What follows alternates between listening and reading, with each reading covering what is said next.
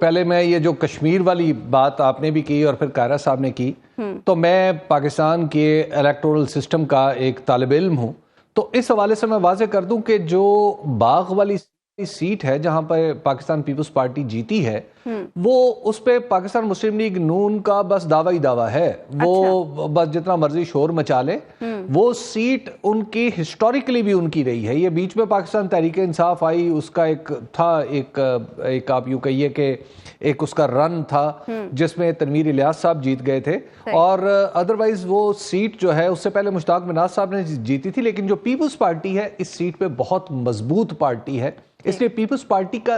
Party نہ جیتتی اس set پہ تو میرے لیے اچنبے کی بات تھی۔ پیپلز پارٹی جیت گئی تو یہ ایک نارمل بات ہے۔ ہاں، مسلم لیگ نون جیت جاتی تو ضرور اچنبا ہوتا۔ اب آ جائیے کہ آئندہ جنرل الیکشن کے حوالے سے دیکھیے، پاکستان کے اندر انفارچونیٹلی ہم نے ایک ہمارے دستور میں، جیسے بالکل قاہرہ صاحب کہہ رہے ہیں کہ ہمارے دستور میں آپ اس کو تضاد سمجھ لیں، اگر آپ پیپلز پارٹی میں ہیں، پی ایم ایل این میں ہیں یا کسی اور جگہ پہ ہیں،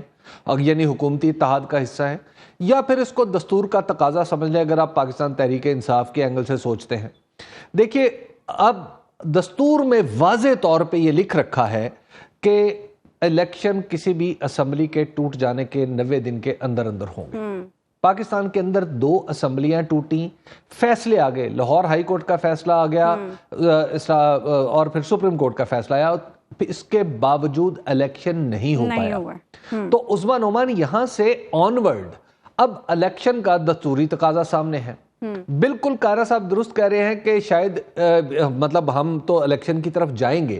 لیکن جب سپریم کورٹ کا حکم نہیں مانا گیا، الیکشن نہیں کروائے گئے، بلکہ ان کو ڈیلے کرنے کے لیے کیا کیا لطیفے ہم نے پارلیمنٹ میں، کابینہ میں اور الیکشن کمیشن میں ہوتے نہیں دیکھے، تو پہلا سوال تو یہ ہے کہ کیا الیکشن اپنے ٹائم پہ ہوگا؟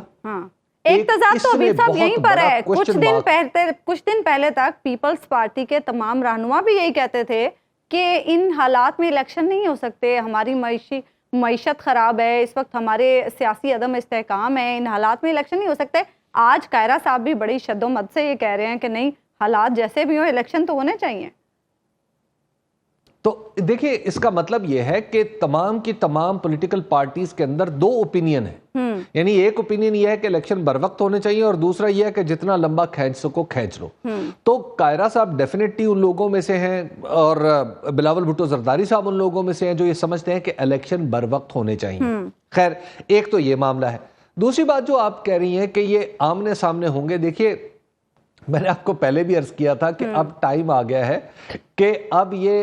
بالکل ساتھ ساتھ نہ چلیں بلکہ ایک دوسرے کے مد مقابل آ جائیں۔ اب مد مقابل آئیں گے اور جیسے ہی یہ بجٹ پاس ہوگا 2-4 دن میں، تو آپ دیکھیے گا کہ دونوں جماعتیں آپ کو گتھم گتھا نظر آئیں گی۔ اس کی وجہ یہ ہے کہ یہ دونوں جماعتوں کی ایک سیاسی ضرورت ہے کہ دونوں ایک دوسرے سے الگ الگ رکھیں، الگ الگ نظر آئیں۔ اس کی وجہ یہ ہے کہ میں آپ کو بڑی دلچسپ بات بتاؤں کہ میں نے ایک دفعہ کہیں سے پھل خریدنا چاہے تو میں نے ایک ٹھیلے والے سے معلوم کیا، پھر دوسرے ٹھیلے والے سے، پھر تیسرے ٹھیلے والے سے، اور اپنی دانش میں مارکیٹ کا لٹمس ٹیسٹ کر رہا تھا کہ میں جہاں سے بیسٹ پرائس ملے گی وہاں سے پھل خرید لوں گا۔ تو جب میں پھل ایک سے خرید چکا تو مجھے بعد میں پتا چلا کہ وہ سارے کے سارے ٹھیلے جو تھے وہ کسی ایک ہی پارٹی کے تھے، ان کا اونر ایک ہی تھا، لیکن اس نے اپنے مختلف ٹھیلے لگا کے ایک گرمی بازار پیدا کر ایک کمپٹیشن۔ تو یہ جو پولیٹیکل جنکچر جس کی ہم بات کر رہے ہیں، یہاں پر بھی ایکچولی پی ڈی ایم اور پیپلز پارٹی آپ کو سب جانتے ہیں عدم اعتماد کے لیے یہ اکٹھے تھے، الیکشن 14 مئی کو الیکشن نہیں ہونا چاہیے یہ اکٹھے تھے، جو پاکستان تحریک انصاف کو تھوڑا سا رگڑا لگنا چاہیے۔ مجھے یہ بتا دیں آپ کو کیا لگتا ہے نواز شریف آئیں گے واپس؟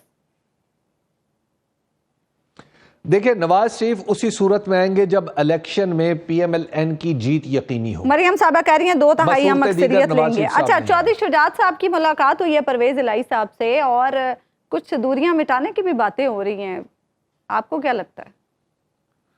मुझे समझ नहीं आती कि बिल्कुल चौधरी शुजात साहब और चौधरी परवेज इलाही साहब के दरमियान बड़ी इज्जत का और वैसे भी रिश्तेदार खूनी रिश्ता है, इनका एक दूसरे का केयर करना तो बड़ा लाजमी है, लेकिन ये जो गुफ्तगू चल रही है कि जनाब दूरियां कम हो जाएंगी, हाँ काफ लीग में आ जाएंगे। देखिए फिर अगर उन्होंने काफ लीग में ही आना था वापस, तो फिर अब तक 1 महीने से ज्यादा हो गया है, बल्कि कुछ गुज़श्ता 3-4 महीने से वो मुसलसल मुसीबत में है, और गुज़श्ता 1.5 महीने से तो बाकायदा तौर पर पुलिस और कानून नाफिज करने वाले इदारे और सबको पता है क्यों कि चौधरी परवेज इलाही साहब के पीछे, और चौधरी साहब इस वक्त जेल में है, बाकायदा तौर पर जेल में है। तो इतना कुछ गुजार लेने और सह लेने के बाद क्या चौधरी परवेज इलाही साहब पाकिस्तान मुस्लिम लीग काफ में वापस आ सकते हैं? हाँ। ये एक अजीब, ये मैं मतलब अगर वो वापस आते हैं तो फिर सबको पता होगा कि क्यों आ रहे हैं, और अगर वापस नहीं आते हाँ। तो फिर सबको पता होगा कि क्यों नहीं आ रहे, लेकिन मुझे उनकी वापसी बहरहाल कुछ दूर अज़कार लगती है।